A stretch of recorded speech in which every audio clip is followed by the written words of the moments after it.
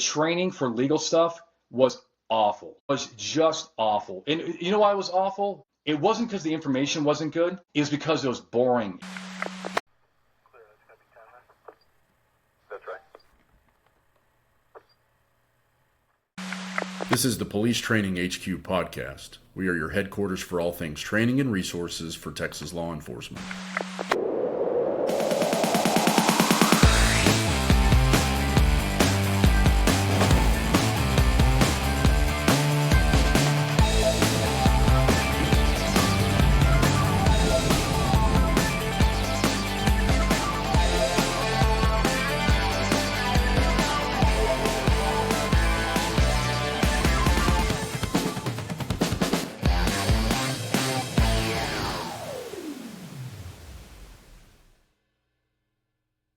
And welcome back to the Police Training HQ podcast, episode 15. We've got another banger episode for you. We're here with Mike this week.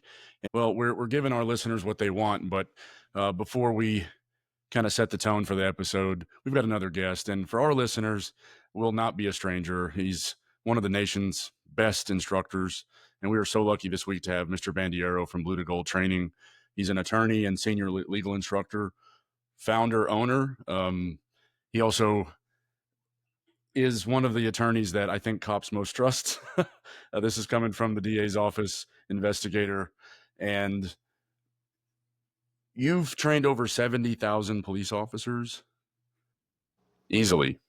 Yeah, that's an old number. That's when I'd last, we have a database, and of course we try to keep, who's come through the doors, and but it's just I mean the last time I counted it was around 70,000. But that doesn't include a lot of the online free stuff. It does include some of them, like especially for a paid class. But yeah, we've had a lot of people come through the doors. A lot of attorneys as well. I've taught over 7,000 attorneys. CLEs, you know what CLEs are? Those that can continuing legal education.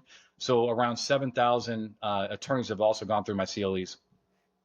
Yeah, well, for I think it would be a fat chance, but if our listeners or our audience would know, Blue to Gold Training, it is the reliable search and seizure course material. It's the training that you should go to. I mean, I'm just going to say it as bluntly as possible. Mike and I have been following you for years. Me personally, since before the pandemic, I started picking up on some of your videos and your literature. And so for this episode, we wanted to get you on and bugged you until submission. Until you could get you on here. But before you were a trainer, I guess, full time, you were a police officer too, all in Nevada. Is that true? So I did reserve work in Massachusetts. That doesn't count for much, but it did count for something. So I was, I mean, as far as my upbringing, just my short story was that, I was raised very poor. My mother, who actually works for my company now, all the stuff that people buy from the store, if it gets shipped, it's not drop shipped, which is most stuff is not. That comes from my dear mother. Wow. And she refers to herself as Blue to Gold Mom. She goes on the web. I don't know if you've ever seen her on there, but she's very proud. Yeah, she should be. I mean, her two twins. My brother also works for the company, but we were very poor, and we were in the projects in Vegas, and she got us out of there. Fortunately, but it also wasn't as dangerous, and I don't think it was I know it wasn't as dangerous in my day, as it is now. I mean, there wasn't a lot of that conflict that we had. But the point is that we got out of there, and I was a very good student, though. I just happened to be gifted when it comes to test taking. I think that just means I have a good memory. Doesn't mean I'm smart. And I was very good at tests, and I got into a program at Harvard, which is really like designed for people like me, like people that were non-traditional. I actually dropped out at 15 of high school. And then my father came back into the picture and got me back into high school. And he really gave me a lot of drive, and I've been kind of running ever since. But while I was at Harvard, I became a reserve. So being a reserve on the East Coast really is nothing. I think people can appreciate this. The East Coast is union towns, and unions do not like reserves. They see them as job killers. Why would you pay someone when you have a guy like me willing to work for free, or little to nothing, right? So I did traffic control. I did completely stuff that even the union guys, the full-time guys, want nothing to do with. And so, and then I went back to my hometown of Las Vegas. I became a trooper in Las Vegas. I spent most of my career in Las Vegas, mostly as a sergeant. And yeah, I mean, you can only imagine. Vegas is a wild place to police. Oh, I can't imagine. I can't imagine. My description of that is, my wife and I went to Vegas, and how I summed it up was there was a dude in chaps, and the full moon was showing, dressed up like a transformer. Does that pretty much describe it? Well, look, I've taken those pictures too, Walt, with the guy. So you shouldn't be ashamed Yeah. of it. I mean, that's what he's there for, to take those selfies with him. So he was worth every bit of that $20 I gave him. So yeah, I still dream about those chaps. Actually, I wish I could buy them. Yeah, Pull them yeah, off. yeah, yeah. Yeah, And it some was they it have a was lot of my favorite showgirls. transformer. Well, they have It a lot of was my favorite. showgirls, down on the strip, and some should not be showing as much as they do. I agree. I Yeah, agree. so, but yeah, no, Vegas is a wild place. I like to tell people that I really have no complaints about my career. Being at I was a highway patrol, right? So being at the highway patrol was a little, I don't know, a little claustrophobic, as far as, a lot of cops have ADHD, probably not diagnosed, but they just talk about how, they want to do something else, right? I mean, when it's hard to chase the radio for 20 years straight. I mean, there are definitely cops that can do that. They can be an LAPD, they can be patrol for 20, 25 years, chasing calls, and they have nothing but, love for it. But a lot of cops want something different.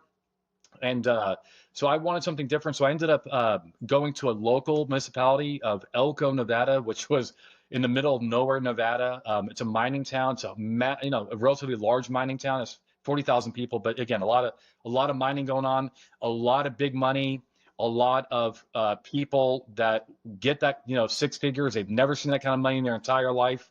They spend it like it's burning a hole in their pocket, with their big trucks rolling coal through stop signs and everything.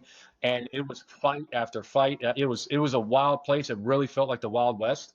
It was a lot of fun, but that was kind of maybe we'll talk about rolling into being a professional trainer. And you guys are, look, just so the audience knows, I sat down with both of you, and I still, the things that you taught me, even at that conversation, over some good Mexican food in Texas, was, you guys are really good, and I love training. But that Elko experience actually was a blessing and a curse.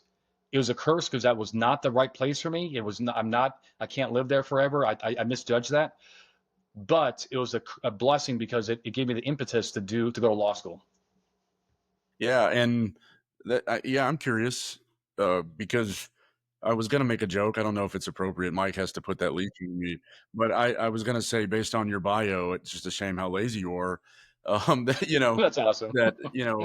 it must be that your time in Vegas, your time in Elko, whatever the impetus was, would you be willing to kind of share in whatever detail you feel comfortable? Was it an incident, or was it just overall you saw a lack of training?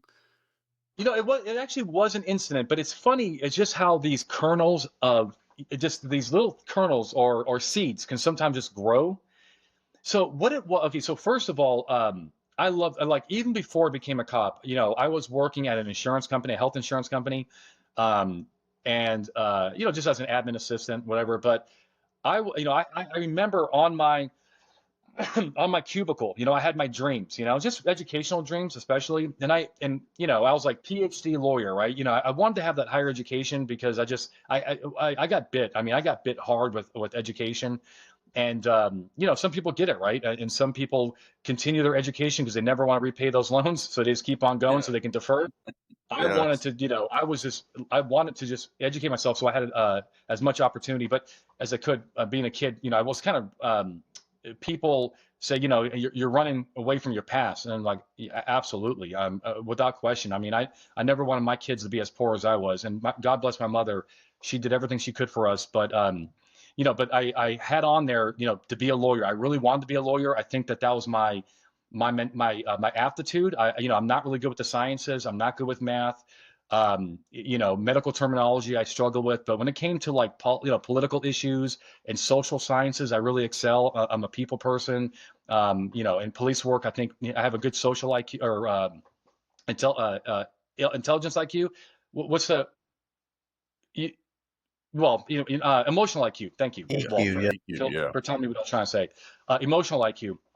And so EQ. So anyway, the point is I wanted to be a lawyer. I thought that was a good fit. And um, then I became a cop. Okay. So, and I wasn't, obviously, I didn't go to law school after, but the point is I was a cop and I was teaching EVOC. You guys know what EVOC is. You guys call it that in Yeah, Texas?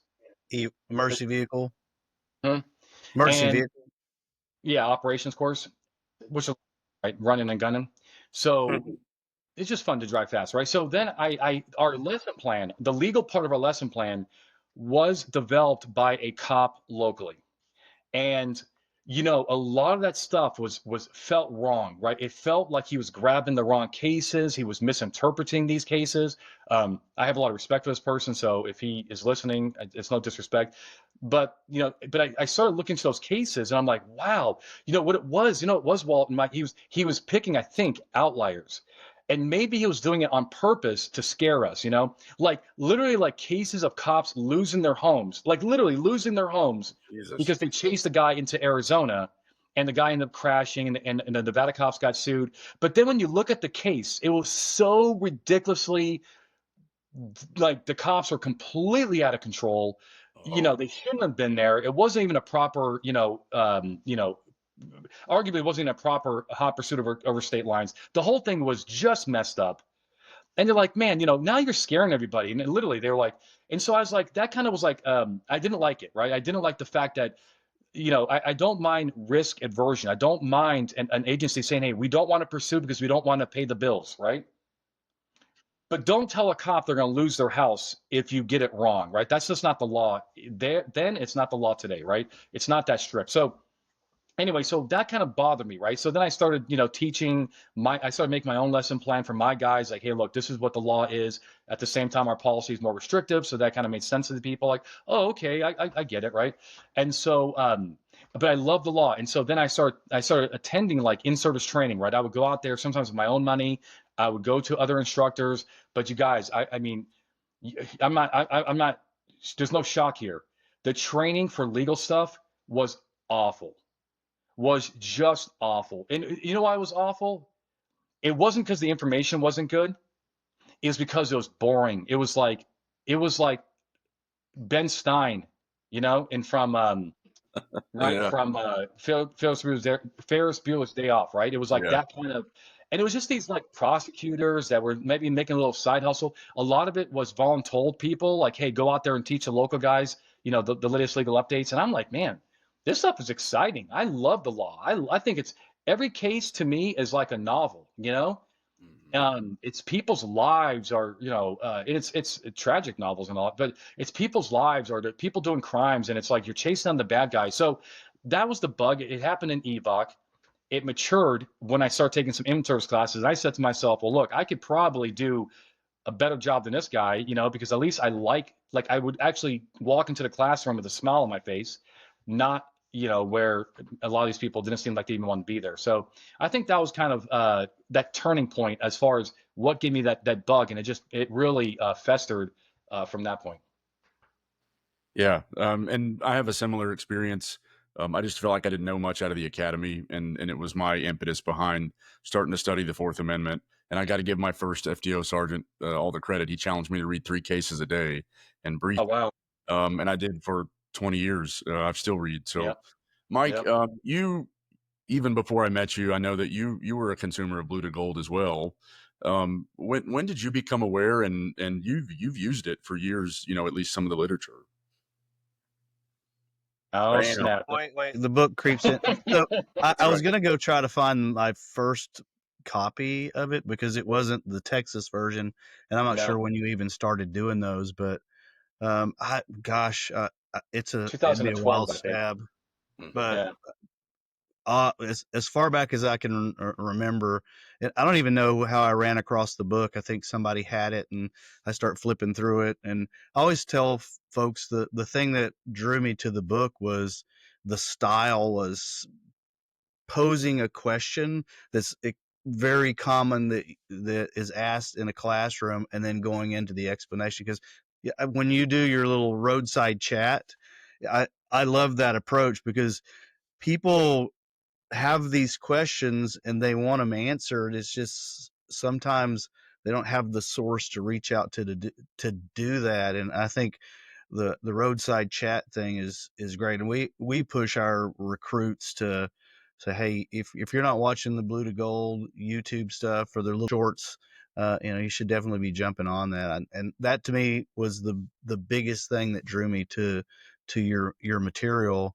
And I wanted to get into the one of your classes, and just getting to sit in a little bit up there in Gainesville, you already had me sold, but it's like anything else. You see someone and their style and kind of how they are in the classroom certainly drives that home for me. But Yeah. so before Blue to Gold, I mean, you were already teaching, I would assume. Was that like department level stuff, or? Yeah, I was department level stuff. I was also, well, look, I started Blue to Gold legally in 2010. So it was a legal structure in 2010. It was my little side hustle. I was running to, places like Idaho, and I was, I'm trying to be politically correct. I was basically looking for any kind of money I could get to. Like, I would sell myself for cheap, as I'm trying to say, Mike, very, very cheap. And it wasn't for the money. Like, I did a class for like 60 people for $500. That's pretty damn cheap. Okay. That's pretty damn cheap. That's Yeah. even back then it was embarrassing, I was like, but I just had no, I'm not a salesperson. So, I have no, I just don't have the ability to really ask for what's reasonable. Okay. But the point was, I wasn't doing it for the money as much as the passion. And I was out there side hustling, and I was doing these classes. And one of my biggest classes was during this phase of mine where, I mean, one of my first classes, it was in the middle of nowhere, Idaho. And the guys, they were like very poor. They had like 5 people, I think, but they paid me $1,500. And they said, hey, can we open it up to outside agencies? I said, look, I'm cool, man. Just bring them all in. I want. And like 75 people showed up. Now you got to realize this is in the middle of nowhere, Idaho. I'm talking, I forget the name. If you mentioned, I probably like, yeah, that's it. But it was like every cop in the whole, like, probably 100-mile sector, radius was at this class.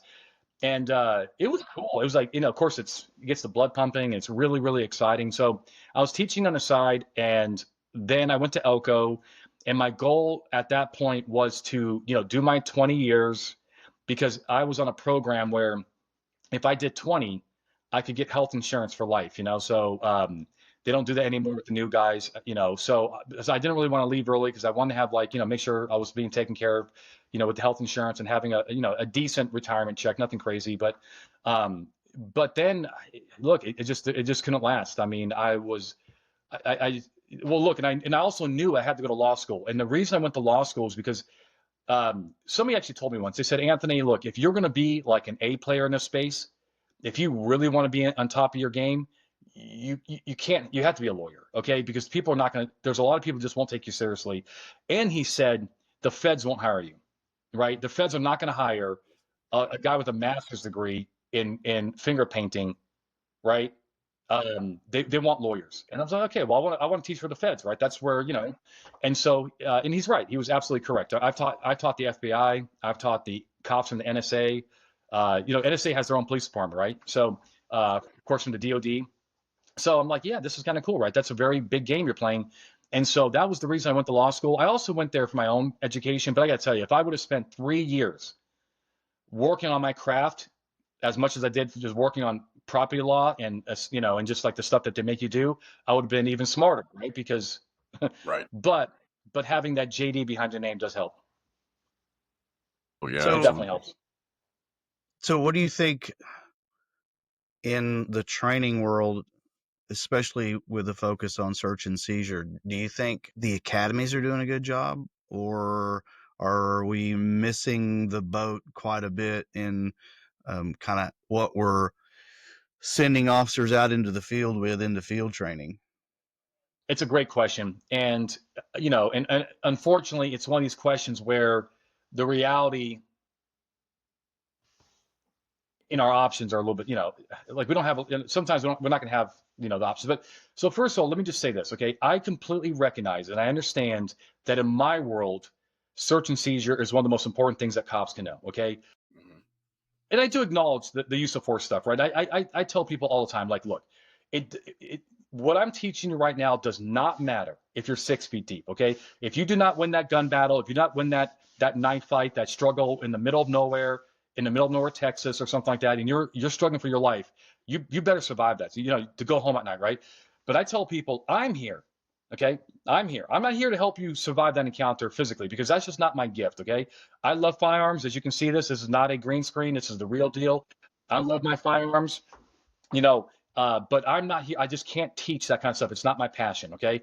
But I'm here to make sure you go home to your own bed, wake up with a job in the morning, do not get criminally charged, and if you do get sued, you win, okay? And that's my mantra here, and I love it because I think it's true, right? Because you will talk to a lot of cops, or you will look at a lot of situations where cops like, yeah, you gotta survive you gotta survive this, man. You gotta go home at night, and it's like, well, you don't want to wake up in prison, do you? I mean, that's surviving the incident is not the only thing you care about. Do you want to lose your job too? Does that all you care about? Look at the guys again. It's a lot of politics involved with the George Floyd issue, and I understand that, but at the end of the day, they all survived the incident, but not legally, right? And so, again, that's a tough topic because there's a lot of really politics involved in that case as well. But the point is that a lot of people are passionate about their training. I mean, CIT saves lives, right? Crisis intervention, right? Sexual harassment. If you're teaching that, please. I know it might be like voluntold because you're right, but you should take that stuff seriously. Sexually harassing somebody at the workplace can end up losing your job. That's all important. But my stuff, the way I look at this is that the academies are generally speaking not doing a good job, and the main reason why, and no insult to my brothers and sisters, is they simply don't have the depth of knowledge to really teach them and paint that picture and be able to really analyze at the end of the day what these courts are looking for. Okay, it's children raising children in a sense that they have a very limited amount of knowledge. It's not their fault. Okay, and not, or it's just like they were taught a certain way and they're going to pass it on to theirs, and they're going to, and whatever your FTO taught you, hopefully that was the right thing. It probably was, but sometimes we make mistakes. But I have seen absolute academies absolutely teach the wrong thing, okay? Because that's the way they were taught. And that's probably the issue. So they just like, I walk into academy and I'm able to, well, first of all, back up a little. The academies, of course, are very, they're elementary in a sense too. It's not, when I say depth of knowledge, obviously you have to have more knowledge if you're teaching in service. But the other thing, the reason why depth of knowledge is important, I think you guys as professional instructor developers, you understand this, is that when you have depth of knowledge, you get the ancillary benefit of translating complex doctrines into simple doctrines. An expert, at least in my view, when they can take very complex things and make a person that doesn't know that topic understand it, right? But that's right, and that's and so there it is, right? And that's the problem. It's like you have, you have people teaching search and seizure in the academy. They don't really understand it, and they don't know how to then they teach it, and it's complicated. I know you do some stuff with Texas DPS, and are they doing that in the academy? Are they using some of your material or your teaching methodology in the academy, or are you doing it as they've moved into the field? We had a discussion the last time with you about we're wanting to sort of marry your book to a curriculum that we're bound to what we are required to cover by TCOL, but Yeah. I know there's a better model. It's just how do we get that model out? And so I guess back up to what my original question is: DPS using your material at the academy level, or are they adding it after the fact? Okay, so here's the deal. This is how DPS works. The answer to answer your question, no, they're not using the academy. It's all after the fact, and the reason why is because DPS is a massive organization, and the contract that I have with DPS is with the Highway Patrol. The academy is a totally different division, and so I don't have that formal relationship with their. They call it.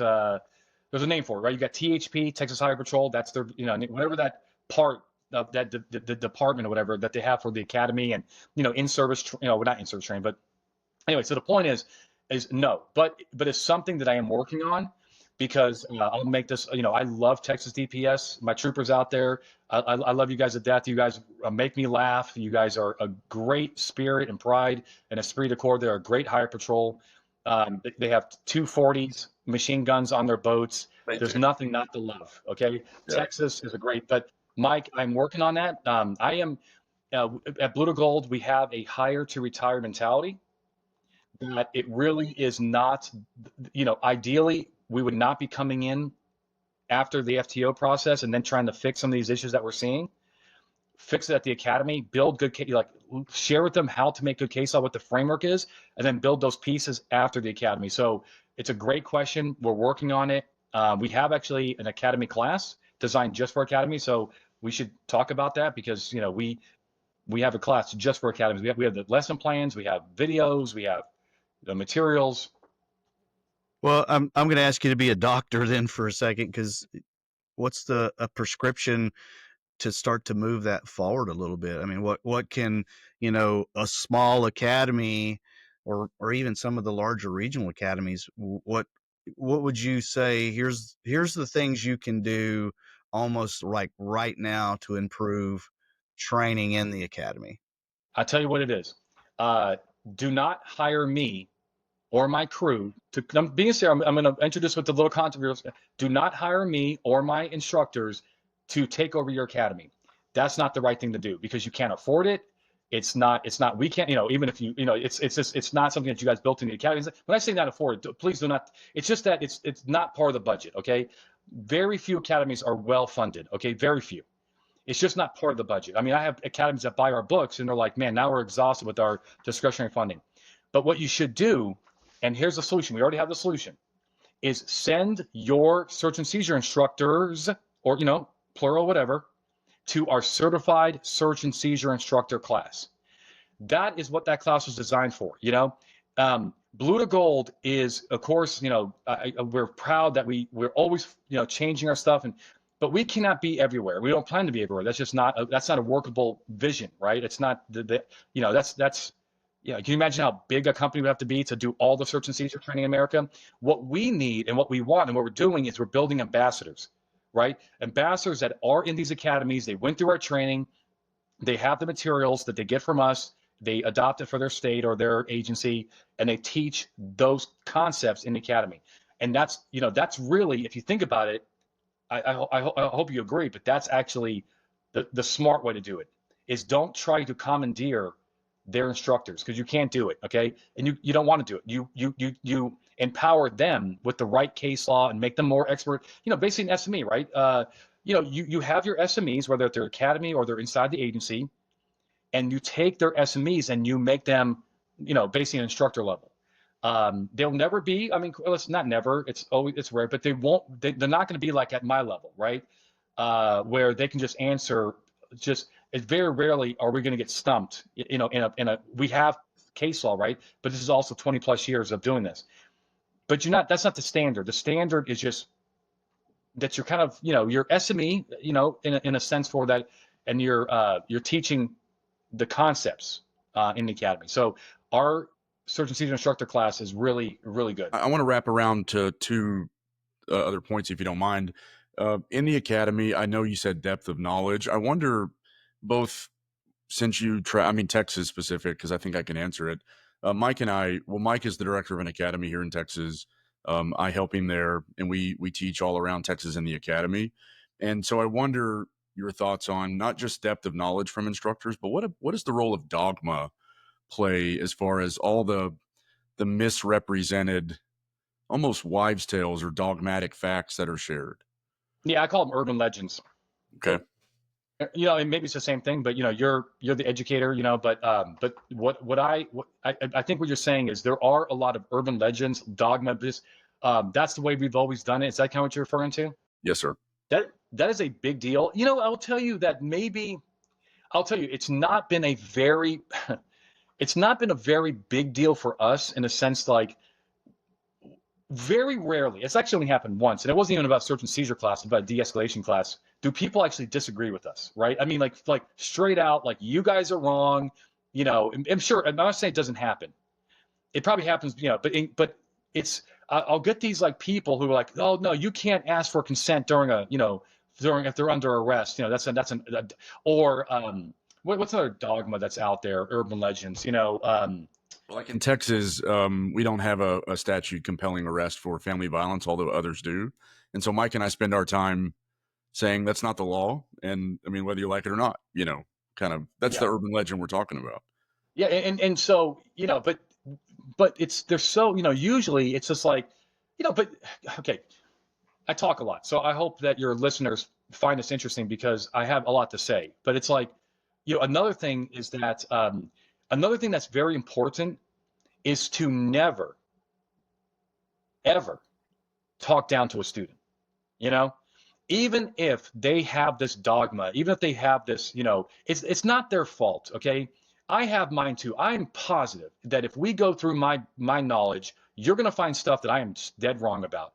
The problem is I don't know it. I don't know that I'm wrong because I haven't been proven wrong yet, right?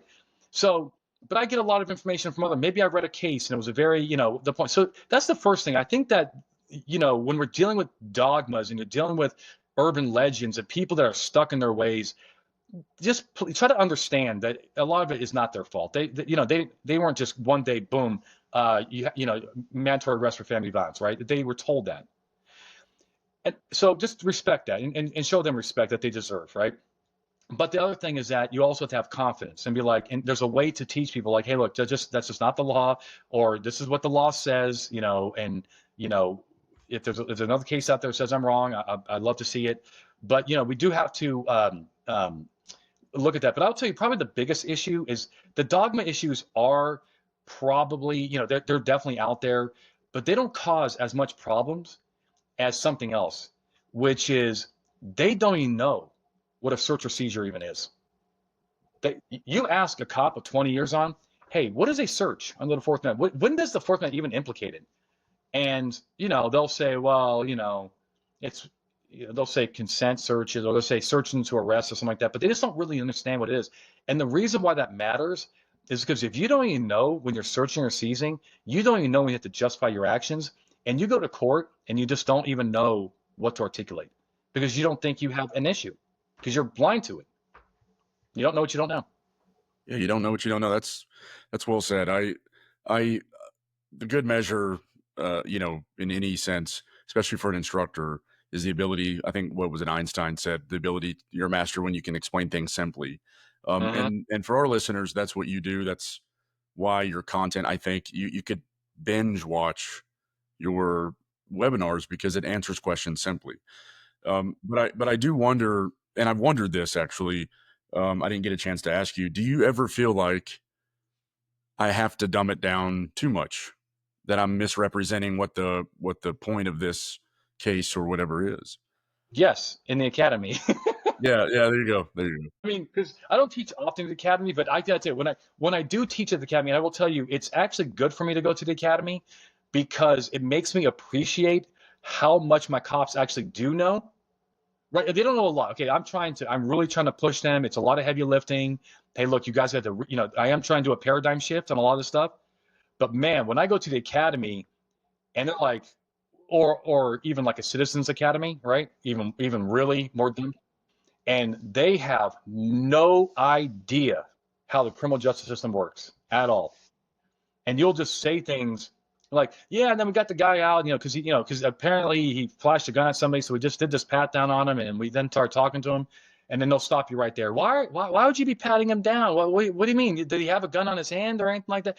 And so it's just, that's probably where I walk into an academy, and sometimes I'll be given 8 hours, right, with these guys. And do you guys actually spread your training over days, right? It's not like it's one. You have to spread it out, right? It's like modules. Search and seizure is 40 hours, and It's a 40-hour generally week. taught in a block. Well, yeah, it's usually taught in a block instead of sort of chunked through the academy. And if you don't mind too, Mike and I, we use cumulative for everything. It's part of the Okay. conversation was we rewrote the academy model to where they're responsible for that knowledge from week 3 or 4 all the way to the 28th week or whatever. That's what I was kind of getting at, right? Because that is not quite what a lot of academies do. They don't, and that's why you guys are in this business to try to, with the podcast and so forth, because they really do need that. If it's segmented and departmentalized too much, they'll just forget it. But yeah, they have to be accountable for that knowledge. So, but I guess the answer to your question is I'll go there for 8 hours and try to teach them. I have high expectations, and I'm like, man, I love it to death because you can really get them young. When I say young, I mean young and from new. Some of them are not that young, right? But you get them like new, and you can really form their viewpoint on law enforcement. You can actually, just I think expectations and viewpoint is very important. Right? If like why like I remember when one of my happiest moments in my law enforcement career was my first day off FTO, right? Because do you remember those days, like the day that they gave you the keys to your squad, and you're like go out there and you're like you're on your own and like I can pull over, make my own decisions and eat and it's like I was so happy. It was a hard process. I made a lot of mistakes, like leaving the car and drive when I got out to make contact with the driver and almost hit the car in front of me, spun out in an intersection because it started raining out. I mean, the point, Yeah. so Yeah. embarrassing. Yeah. But I'm just saying, like, and then I say to myself, like 10 years later, why can't you feel that way 10 years later? Why? I mean, maybe not the same euphoria, but something similar. Like, why do you have to be crusty and hate your job? You loved it at that time. Is it really? I don't know. I think the grass is greener where you water it. So that's why I like the new guys, because you have an opportunity to give them that kind of mindset that they can love their career, even though it's not going to be all roses, right? It's still a great career, such a great career. Absolutely. Yeah. And definitely 8 hours isn't enough time to do anything. Frankly, I mean, what we teach them how to do is study. Mike has a pretty high standard for instructors that he hires at the academy. Yeah. And for that, we like to teach our students how to study. And one of the things that you do in your classes, if people will sign up, is you don't just go through case law. That would be a fallacy. You thematically talk about things like reasonableness with Mike and I. We actually wrote a little book on it. You don't have to be right; you have to be reasonable, as a clever title, but because it's compelling. And not only that, but then you tell them like, hey, I've got other cases for you to study. I've got all of these things. When you look for a good instructor, and I'm afraid, Mike, I'm taking over, but when you look for a good instructor, other than being as handsome as I am, obviously, Yep. That's the first requirement. just joking. And then what is that characteristic? Is it teaching people how to study, or what is it? The number one thing, and it's hard. Okay, it's the passion. Okay. It's hard. It's just hard to find that person, but it's the passion. There's a lot of people out there. And it's the passion to teach, right? It's not the passion to know. It's the passion to teach. I would say that's more important than your knowledge. Knowledge we can always fix, but personality is tough. Mm-hmm. And I've had look. I know a lot of smart people. Okay, smarter than me. I've absolutely met a lot of people who are smarter than me, but they are, again, they're just bad teachers. They don't know how to work a room. They look, I'm a joker. Maybe your audience, if they don't know me, they can kind of tell that I sometimes make just jokes, probably too much. It's like, oh, my cousin died. Ha ha, oh my God, I got a joke about that. And so there's probably a time and a place to make a joke. Maybe that's not the time. But the thing is, I think my audience appreciates it because I'm not a stuffy person. I like to say I take my craft very seriously, but I don't take myself very seriously. And I think that look, I'm not a good match if you want a Navy SEAL instructor. You know what I mean? I actually would I would hurt them and not help them, right? Because you don't need somebody making jokes when you're trying to, make the most skilled, most lethal killers, and soldiers in the world, right? But when it comes to legal stuff, I just want passion. I want that pounding on the table, guys. This is important. You got to think about this stuff when you're doing this, because can I give you one example? What I mean by how important passion is. I was in law school, and while I was in law school, I should say, the vast majority of my professors were very smart, but incredibly boring. Okay. These are people you not want to hang out with at a cocktail party. They would just bore you to death. But there was one professor, and her name was Sarah, and she taught property law. And guys, I'm not looking to be a realtor, okay? I don't, Right. or a property lawyer. I don't give two crap. All I care is, if I buy a house, I don't even read the paperwork. You know what I'm saying? Like, I don't care, okay? I just pay my mortgage on time. And the point is, she came in there and she was dropping it like it's hot, man. She was passionate. She really made it clear that she loved her topic. And I stood in that class, sat in that class for 3 months, loving it because it wasn't torture. It was fun. I actually learned something. I'm not saying that I wanted to be a property lawyer after that. I didn't. But that's what I'm talking about, right? I don't care if you're teaching sexual harassment, you're teaching, CIT, you're teaching legal, you're teaching whatever, right? Passion is the number one thing I believe that at Blue to Gold we want as instructors, because everything else I can fix. Absolutely, yeah. I'm gonna kick it back to Mike because I'm hogging, but yeah, we're Mike and I are actually doing basic instructors in 2 different locations this week, and for my class at least, number one thing I spoke about Monday morning was if this is not a selfless thing that you're about to give to all your students, then Mm-hmm. you're not gonna make it through this course because teaching is a Correct. selfless act. Mike, what That's do you really say? smart. I like that. So, how have you managed to maintain your passion? Well, my passion comes natural. I mean, it is what it is, right? Some people have a passion.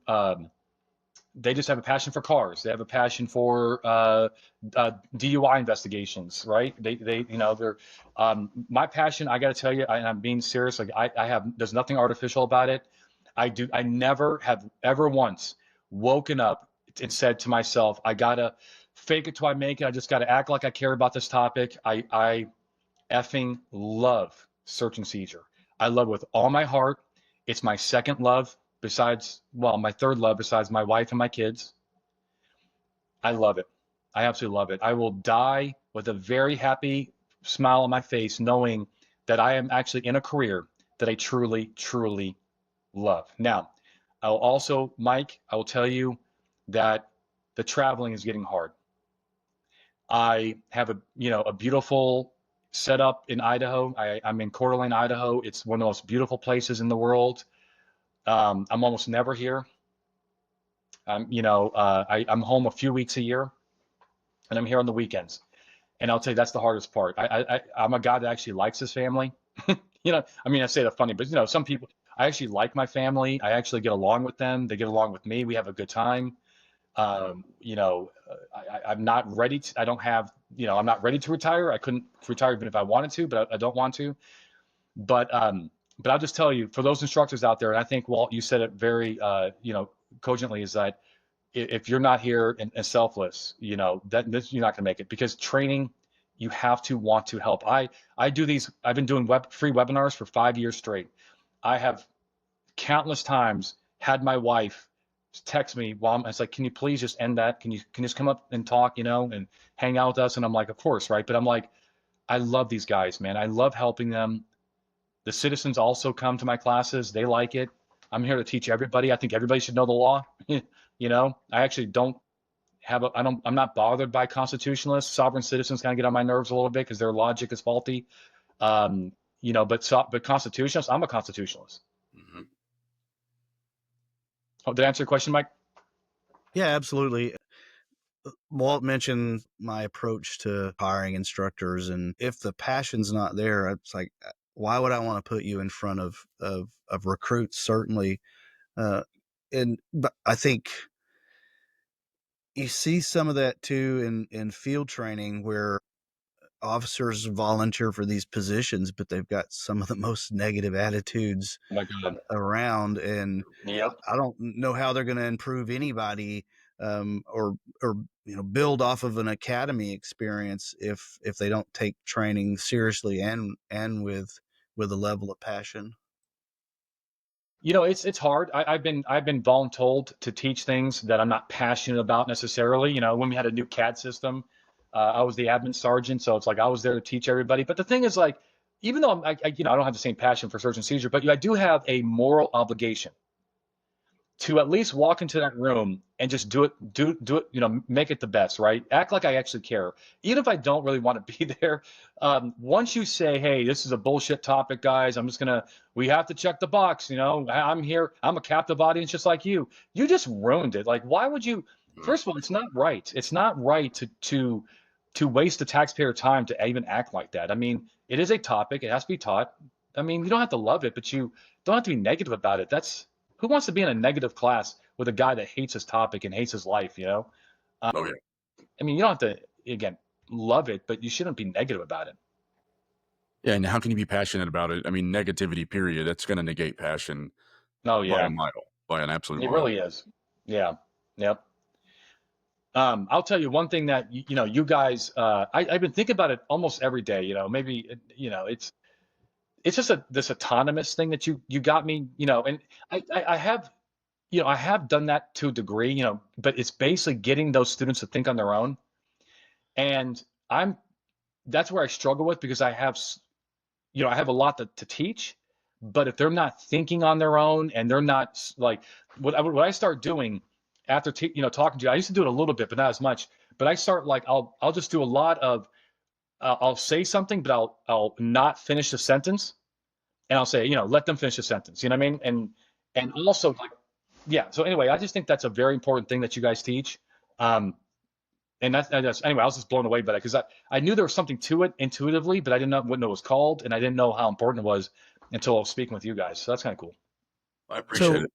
Can I go to the other end of that, because we do the autonomy relevance, but then the practical application? Mm-hmm. Important do you think it is or should be to have scenario-based training that helps tie back to search and seizure, as obviously as realistic as we can make it? Do you think there's a benefit to that, or is it more of a classroom topic that we offer, examples and scenarios? I mean, I see little light bulbs going off sometimes over their heads when they do a good job with something they've learned in the classroom, and now they're starting to apply it in the field. So I'm curious your thoughts on that sort of training, especially at the academy level. Are they equipped for that, or do you think that maybe that should be reserved a little bit later on? Yeah, no, I think it's a great question. I do think that, I do think that decision-based knowledge can be taught in the academy, right? I mean, at the end of the day, search and seizure is not skills, maybe to a degree it is, right? But it's a decision, right? It's whether or not you are allowed to do what you're doing. And you can teach that in a classroom environment, but in order to do that, you have to have, those, I use scenarios. At least what I do is scenarios.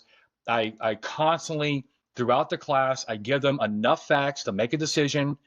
And I say, all right, based on what I'm telling you here, and don't add any other facts in there, because if you change the facts, you change the answer, right? But what do you think here? Do you think this officer was righteous or wrongness? Are we going to be good here? And just give me and all I ask is, how, especially with in-service guys, you guys know, a lot of the peers don't want to be embarrassed and say something. A lot of them will take a shot at it. Yeah, sure. I think we're good there. Tell me why, because I think this and that, right? And they're like, well, actually, here's the deal. That actually is not the right answer, and here's why. And a lot of them, don't take it personal, because you're not saying it personal. You're just saying, hey, this is actually good. I understand why you're saying that, but here's what the law wants. Or I'll do a thumbs up, a thumbs down, or hey, I just cannot make a decision, right? But I think, Mike, that at the end of the day, you have to, if you're going to do classroom-based legal training, you actually have to force them to think. If all we're going to do is, in my view, if you're just going to talk at them for 8 hours, that's going to be a very, a lot of lost opportunity there. That's how I look at it. Now, I will tell you where we are going in the future, and Axon, what's the VR company? It's Virtra. Virtra, if you're listening, we believe that your use of force scenarios should actually have a search and seizure component, because I'll tell you, I have seen scenarios where it's a shoot, don't shoot, tase, don't tase, whatever, and of a domestic violence suspect while the cops are in the house, right? And never once, and this is like them walking to the house and contacting the husband, and never once was anybody even asking these cops, what gave you the right to enter this man's home? Yep. What gave you the right to put hands on this, pat down this driver, right? It's just something we should be asking. AI can help with that. It can have a metric where a matrix, whatever, you can say, hey, this is what I think we're doing here, and it can base what you give on the matrix that's already pre-compiled by the instructor. But the point is, that's where I see it going, Mike, as I see VR doing these like search and seizure scenarios, whether they're combined with use of force.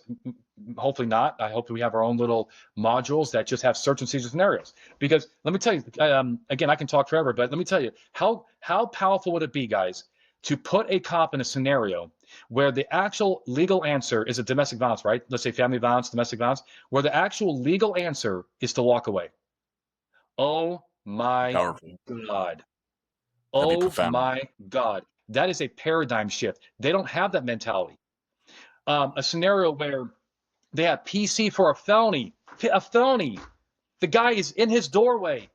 He will not come out, but we don't have a warrant. We have no exigency, nothing urgent, but the guy won't come out. And what's the legal answer? Walk away and go get a warrant. That is powerful training. And I think VR can do that. It would, I think, certainly increase the ability to get reps. I mean, yeah, you can when you can see. Well, maybe I'll back that up. So when we run scenarios in the academy, when you've got 30 or 40 students and you're trying to cram some scenarios into a couple of days, if you don't have a good plan for that, they're only going to get a couple of reps. So, we have to have a couple of officers who are playing the role of officers, and then everyone else goes in as observers. So it's next to impossible to get everyone an individual rep. But you could also take a lot from it simply watching it happen in real time. Again, I would much prefer that everybody gets to do it firsthand.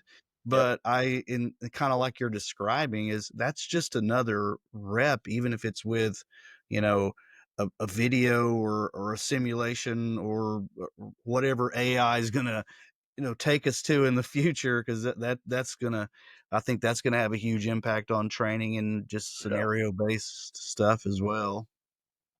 No, I love it though. I can't agree with you more. This whole reps business, that is what they need with search and seizure. They need a lot of reps Yeah. to build that muscle memory. And they're right now, their muscle memory is often very faulty. Because I'll tell you that in my experience, look, how is the average cop wired, right? They're wired to restore, order into chaos, right? Really, that's what a cop is very good at, right? They arrive at a chaotic situation and they have the muscles and they have the tools and they have the command presence to really just put some order back into this ridiculous chaotic situation where people are fighting each other and all that kind of stuff. But the one thing they don't do well at is, and I kind of mentioned this already with that scenario about domestic violence, is they don't know when they've been legally beat. If I have a saying out there, if you've been legally beat, you must tactically retreat. And that's the one thing I'm trying to fix. Like that's my current kind of like top three things I'm trying to do with cops right now is just get that mentality that you got to be prepared mentally that if you're not righteous here, that the law's not in your favor, you do got to go back into your black and white. You may have to drive away. You may have to go to the curb and get off their curtilage and so forth. And cops are not good at that because they're not wired like that. They push forward. They don't pull back. They're not firefighters. No offense, but firefighters, they know when they can't beat that fire, they'll go back and let it burn. You know what I mean? Maybe Yeah, it's a bad analogy because there's an agency there, but you get my point. yeah, and I'm sorry, I didn't mean to interrupt. I thought this popped in my head, especially, and I don't know about other states, but I know of agencies here in Texas that will almost, it's an evaluation of production where there's tallies of arrests and citations and all that. Mhm. And when you're a trainer like you're up against this. That's a really heavy external force to want to satisfy your agency or even your supervisor, which is hard to pull back. It For really is. instance, It 20 really years is. ago, it was okay. It was okay to leave And you if don't you want, wanted yeah, to. you don't want to measure, you also don't want to make them. This is what I tell my cops all the time. I'm not looking to make you scared because no, that does nothing for anybody. I'm looking to make you proactive. I mean, I think I mean, if I'm a taxpayer, I don't want a cop too scared to work. But I also need you to know that as a taxpayer, I don't need you, causing multi-million-dollar lawsuits because you don't know the law, Yeah. right? And and so forth. So, that's the thing. But look, I will tell you this, and maybe your audience can appreciate this, but in my vision, okay, and maybe I'm wrong or maybe I'm right, but in my vision, the way I look at search and seizure, right? The way I look at it is that it's very similar to the use of force pendulum swing. Okay, so let's go back to the late 60s, early 70s. Cops are getting shot left and right. If that trajectory continued, there'd be thousands of cops dead today, right? Or every year. Thousands of cops would be dead every year if that stat continued. Because the cops were just doing dumb stuff. They would go up to a car of armed robbery. So I was like, come on, fella. Come on, fella. Yeah, just keep your hands in there. And then they would not do any kind of control tactics. And boom, they get popped with a 38 special, getting run over and whatever, right? So the point is, like, the agencies and academics and people that cared about our police officers, like, dude, this is dumb. Like, let's start doing the high risk stop. Oh, remember with CHP with that incident out of Newell, whatever it was. Yeah. And so, it's stuff like that, right? It's just like, we're outgunned. We started putting billions of dollars into equipment and bulletproof vests.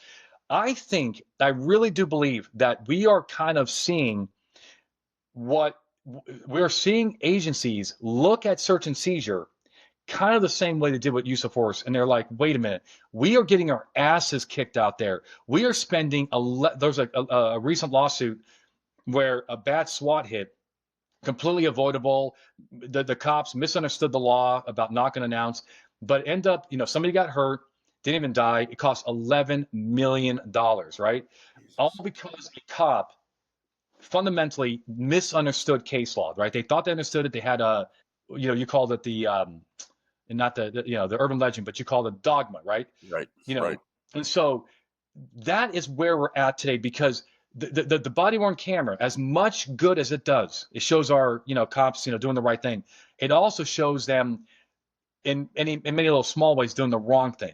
Yes. And now that courts are more critical about law enforcement because they kind of you don't have a lot of tolerance for mess ups anymore. We want cops to have to, we want them, the citizens, to get it right. They have to know the law. So but the point is we're at that groundswell, my friends. Like, search and seizure will one day, it is not yet, one day it will be on the same pedestal as use of force, if not just a tad below. We'll be in what? Silver, right? They'll have gold. We'll be silver. That's okay. But right now, it's, for a lot of agencies, it's not even on the map. It's you got your search and seizure training in the academy. Go out there and do your job. There's a lot of agencies expect that their cops will just learn it on their own, keep up, this, and that's not fair. Yeah, I embolden agencies to, especially when I talk to chiefs and others, that, use of force in a lot of ways mirrors Fourth Amendment jurisprudence. It's the way that we seize people and arrest them and things of that nature. And we try to simplify it in that way. I have so when you talked about our autonomy, relevance, and practical application, that's what Mike and I actually do. And what we abandon is, we're not talking theoretical. We put it in our own classrooms. Mm-hmm. So we like to teach to long-term retention. What you do, I think, is you bring up a problem, and it's almost in categories. The first part of your class is searches, then it's seizures, and then you have all this case. When you look for, I guess, a measure of a good class, what is your thoughts on, okay, I want these cops to have long-term retention. What's your goal to that, or how do you, as a professional trainer, try to ensure that? Okay, look, what an amazing question. And I really mean this, because that's what we're all about. Because I actually, what I believe, again, you guys are the experts here. So if you're like, Anthony, look at it this way, please, right? But the way I look at it is that there's two types of legal training classes. There's legal updates and there's framework classes.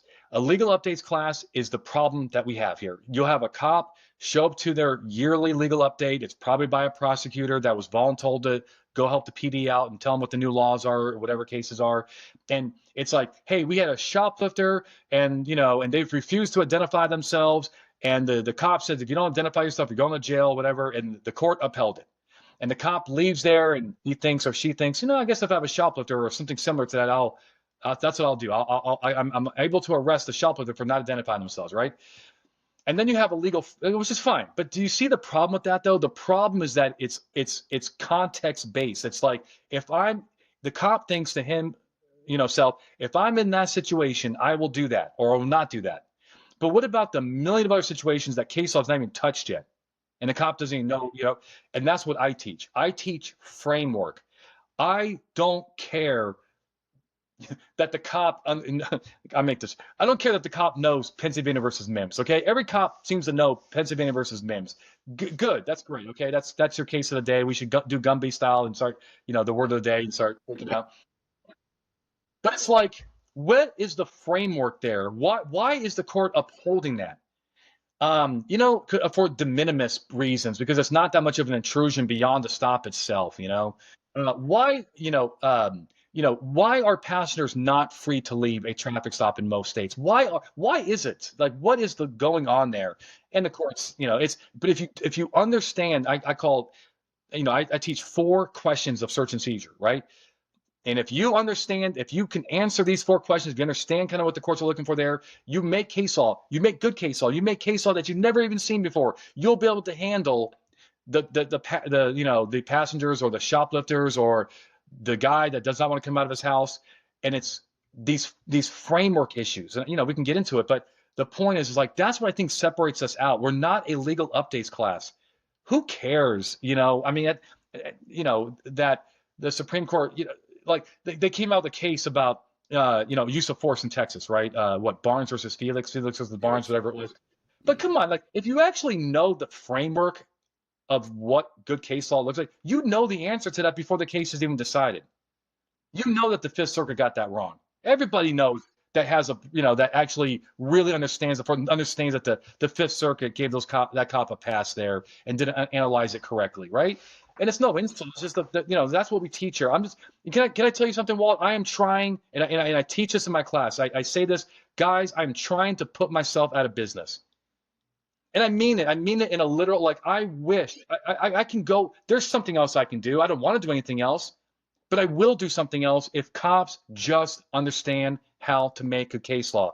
They don't need me. The framework is there. Go to our class, learn the framework, learn those 4 questions. If you can answer those 4 questions, you're going to answer the questions. You're going to make good case law. You don't need Anthony Bandiero to tell you what to do. But if my wife is listening, she may be getting a little nervous about the rent. Okay, don't worry, because I think I'm going to be okay for the next few years because cops, unfortunately, keep kind of messing up here. But that's our DNA. And I think, would you agree that you talk about blue to gold and so forth? Do you agree that every company, including yours, every enterprise has a DNA to it? And so do we. And you have companies with bad DNA, and you have companies with good DNA. And we're not perfect, but our DNA is all about helping our brothers and sisters. And yeah, I want to provide for my family. That's great. But there's a lot of things I can do out there. But I just need my brothers and sisters, guys, listen to me. We have to make good case law. Yeah. Well, and similarly, Mike and I think that training is a prophylactic. And so easy. In the same way, this is PG. I mean, prophylactics. Yeah, We're just gonna go back to the chaps here in just a second. That's right. Well, yeah. I mean, well, okay, then it's the steps you take when you were 16 to make sure you had it in your wallet. You know what I mean? You're trying to be safe. All right. Is that a better way? Yeah, that's a really funny thing. No, but it's a prophylactic, right? It's there. Well, look, can I say this? It's there. I like to say it's there as a prophylactic. I think that's good. It's there to protect, but you also there's another part of it. It's there to empower. Okay. Yeah. Because confidence, when you have confidence, you're empowered to stop that car or that sovereign citizen. Because a lot of cops get rattled with their cage. It's rattled. They stop that sovereign. But if you know the law, you don't get rattled, man. When you know the law and your buddy is doing the wrong thing, like going in people's backyards for no exigency, you're like, hey, buddy, you can't do that, man. Come on. I got confidence. There's another way we can handle this. So I want to protect, but I also want to empower, because I know cops save lives. Yeah. And Mike, if you don't mind, can I steal one more? One of the ways that we want to test is it's a good analogy. It's like a rock in the shoe. When you pick up a rock in your shoe for that day, you go home, you have to deal with it. We believe good training is a rock in your shoe. And that's what you do. For me, at least, is I have 5 pages of notes, and I need to go home and I need to research those cases. maybe I had the precedent wrong, or I understood it, differently. And that's the framework that you're discussing. Do you feel like officers that come to your training, do you feel like when you're flying home, and I'm sure you're exhausted, is your hope, or do you feel like officers are sitting at home doing the same thing? Or do you ever feel Oh, like, that they're just sitting go at ahead. home being lazy? Feel like what? Sorry, do you feel like they're being lazy and not following up, or have you ever thought about that? Oh, I think about it all the time. I definitely, look, I think that I wake a lot of people up. I wake them up because I will take them, and you may have seen this in some of the class that you went to. I will show them cases, and they will be like, there's no way that cop doesn't win that case. He's absolutely 100% good to go. They're high-fiving each other. I would do the exact same thing last night. And I said, well, here's the deal. These cops end up paying a lot of money to this plaintiff because they did the wrong thing. They're like, what? What do you mean? I would have done that last night. Exactly, because I'm giving you the hardest case in the country, and you guys need to appreciate the legal issues going on here. And so there's a little bit of shock and awe. I think you sometimes need a little shock and awe to wake these guys up that what they've been doing for the last 10 years is not really the right thing. They have been getting away with it because nobody's calling them on it. Other people may be blind to it, but when it goes up to a higher level of court, like the Court of Criminal Appeals in Texas, the Fifth Circuit, the Supreme Court, that's when they start smacked around a little bit because they don't know the framework. They just think that I've been doing it that way. I mean, another dogma is officer safety. They think that they can get away with stuff that they're not supposed to just because it's officer safety. There's definitely an officer safety component to the Fourth Amendment, but it's for articulation, right? Otherwise, you pull out your AR-15 at every traffic stop if all you care about is officer safety. So, but I also know, Walt, that there are plenty of people in my class that, yes, they agree with me. Yes, they would love for me to transplant some of this knowledge into their brain. Their life would be a little easier, but they don't have the energy. They're not going to do it. They're not going to put the work in like they should. I'm curious if you would agree, is framework what we should be starting out with, even with the recruits? I mean, do they have enough of a foundation? And if so, could you maybe give our listeners an example of how framework could be maybe taught and used later on in an actual field setting? So the framework, I think, is absolutely vital for recruits.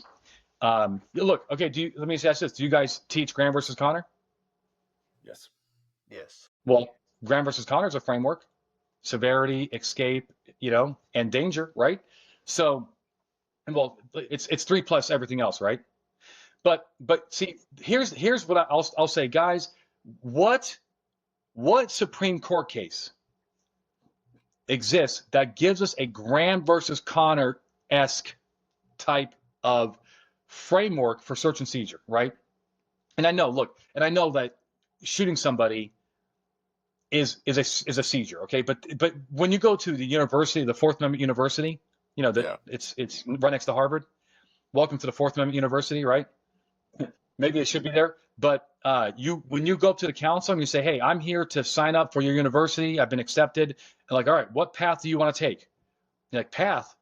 I don't want, what do you mean? Yes, you can't, you have to either you can be a expert in search and seizure, you can be an expert in use of force. You can't be an expert in both. And I really firmly, look, there are people that do both. It's very hard to do. Okay. I mean, maybe some super high IQ just can really get that, but it's a lot of knowledge for each one, right? Here's my point. When you go to university side, you have Graham versus Connor. Okay. When you go to the search and seizure side, you have 100 different cases that you have to make up what it means. And I'm going to tell you, but I have it. I figured it all out, guys. I'm telling you, I feel confident that I'll go to my deathbed knowing that when the Supreme Court comes out with a Graham versus Connor-esque case for search and seizure, they're going to say the acronym CREW. So here's that framework for the people who are listening. Like, what the hell is Anthony talking about? Here's what I'm talking about. If a cop, whether if it's a recruit in the academy or a 25-year vet at LAPD about to, looking for his retirement, if this officer can kind of think about these 4 questions, these 4 issues, then they're going to make very good case law. The first one is who does the search or seizure. That is important. Courts look at that because the Fourth Amendment does not apply to private people. You will solve a lot of search and seizure issues by realizing that the cops didn't do anything at all. That actually it was like the employer who searched it, or the mom searched the kid's bedroom, whatever it was. And then the Fourth Amendment just ends right there, right? The second thing that your audience should be thinking about is, was it even a protected area?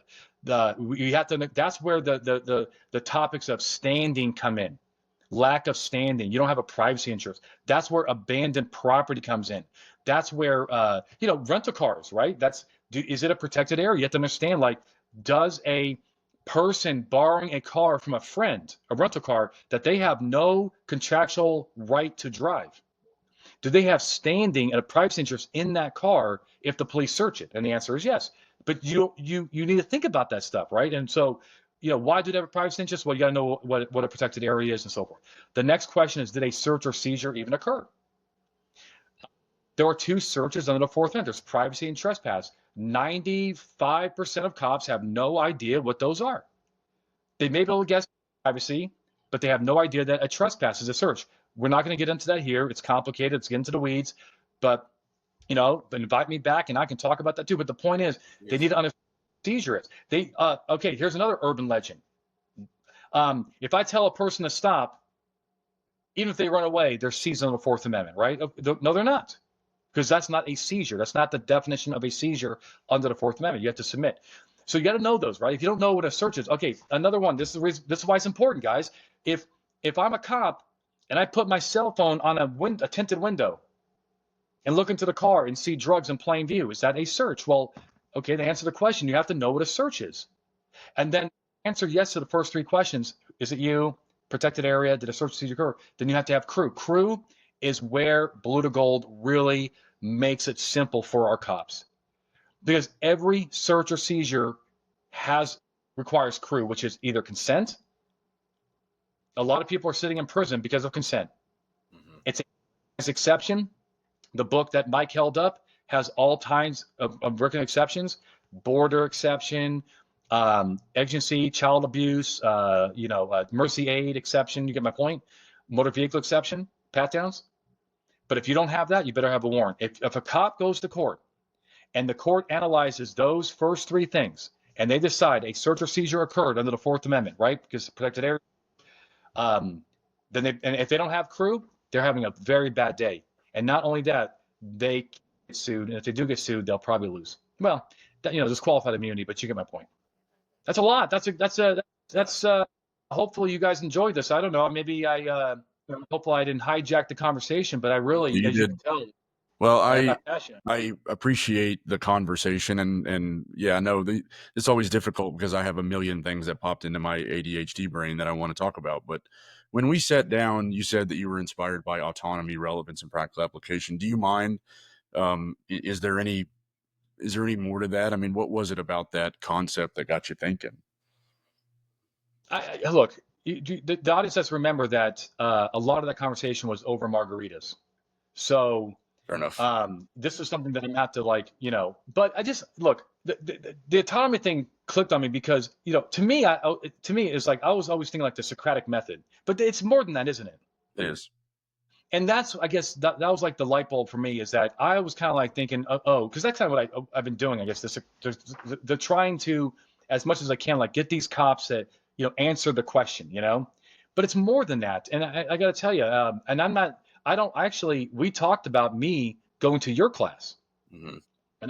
And I can't wait. I tell you, I honestly, sincerely, I cannot wait to be in that class and really learn some new things, because, yeah, look, I love my search and seizure stuff, but there's more, I can be, a very knowledgeable person, but if I can't teach it as best as it's possible, then I'm losing opportunities. And so, I don't know. I just think that you have a framework. My mind is, as an attorney, as a legal instructor, I like framework. I like people breaking it down for me, and just those 3 things seem to be, you kind of simplified it. And isn't that Yeah, I think that's the goal. But I don't know enough about it. I don't know enough about the science behind it, and that's kind of where I'm interested now. That's why I want to go to your class because I need to know like the why behind it, which I have no idea. I haven't studied. I've been to instructor development, but that was many moons ago. Well, you're welcome. I think we have one in August, and whatever you'd like to do. But boss, I've been hijacking it too. I'm sorry about that. No, hijack away. It's been a great conversation, and um, I was looking forward to it, and it has not disappointed at all. No, So, no, but and we're probably hijacking his time too. So, um, Well, I look, know you this had has been some. go ahead, Mike. Go ahead, Mike. No, go ahead. Sorry. No, I just want to say thank you guys. I really, you guys have, what you guys are doing is phenomenal.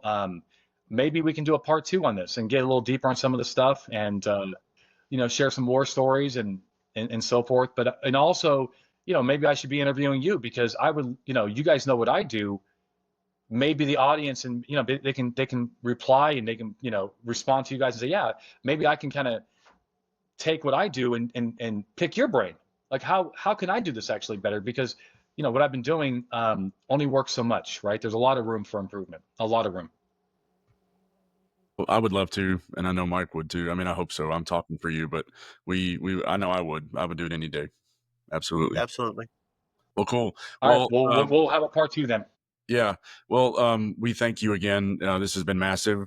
But for our listeners, thank you for tuning in to episode 15. Stay safe out there and train hard.